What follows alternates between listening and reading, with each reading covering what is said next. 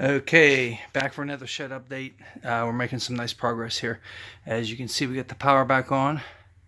There we go. And the floor is actually starting to open up here over a little bit, which is nice. Got all the plywood up on this wall.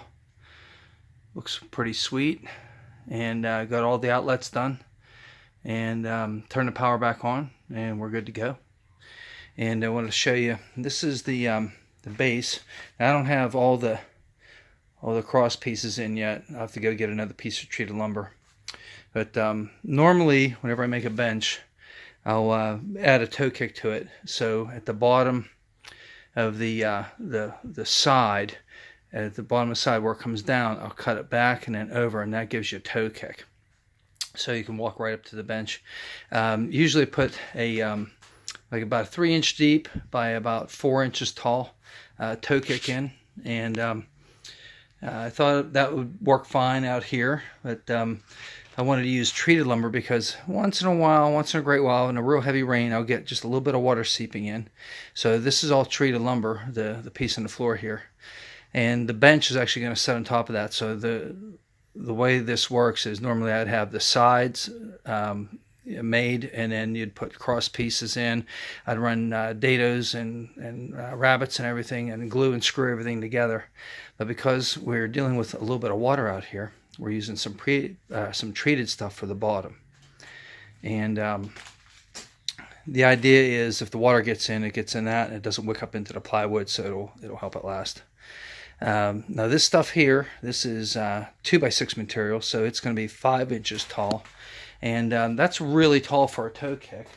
But what I noticed in my wood shop is whenever I'm running the broom, I actually have to kind of push down on the broom to get it under the toe kick. And you can see here I won't have to do that, so this gives me a little bit extra room. I'm going to lose a little bit with the shelving, a little bit of space, storage space with the shelving, or the drawers rather. But I'm willing to sacrifice that to make this a little bit easier. And I'll have a nice big area for me to get the broom in there in case I do some work out here where I need to run the shop broom. And over the course of the weekend, I'm going to get the corner shelf done, and then all these motors and transmissions here, all those will be stacked up in the corner over there. And in a flash of brilliance, you can see right down here I added an outlet. And the reason being, of course, that'll be covered up with the bench, but on this side of the bench, I'm going to add a door with a couple cordless tools like a impact driver and a drill, and a charging station inside. So that's where the charging station will be. And also thinking about putting a power strip along the front of the bench. I'm not quite sure of that yet. If I do that, I'll run the cord inside the bench, and that's where I'll plug it into. But right now, I don't think I'm going to follow through with that, but it is an option. And if I don't use it, I'm still going to be using that for the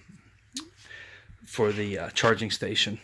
And of course, down here will be all your drawers, and over here it'll be the parts washer.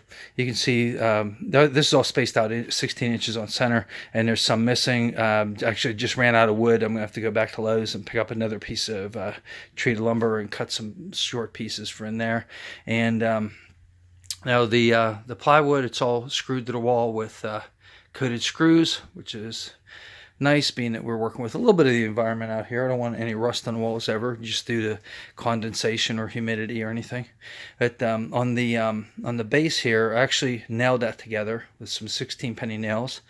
Could have used screws, and that would have been super great, but got the saw out and cut the pieces, and had some nails and my Stanley hammer, and it's just something kind of fun about building something and pounding those nails in. I had a lot of fun doing that, and really enjoyed that. So a little update to what's going to be happening here. The way I'm going to do this project is with nothing more than a circular saw. And of course, I got my router. You wouldn't have to use a router if you didn't want to do some of the edges the way I did those. That's fine. But I'm going to build this entire thing with nothing more than my cordless drill driver and a circular saw, and some Kreg pocket screws. So we're going to put the entire bench together with pocket screws. In my my wood shop, I actually used grooves and dados and rabbets, and glued and screwed everything together because I wanted it to be super sturdy and last forever. And this here, I think, will last a long time. It'll be fine. But we're going to use some pocket screws and throw it together. And next time you see the video, I'll show you the pocket screw jig that I'm using. I have one of the Kreg pocket screw joinery kits, and it's a very nice kit. But I'm just going to be using the basic one that you clamp on and you drill your hole and do your pocket screws. So the entire thing is going to be put together with pocket screws. So that should be a lot of fun to do. And so next time you see this, hopefully we'll have the corner shelves done, and we'll have the base cabinets in, and we'll have the bench started, and I'll get to show you some of the pocket screws that were, how I did those.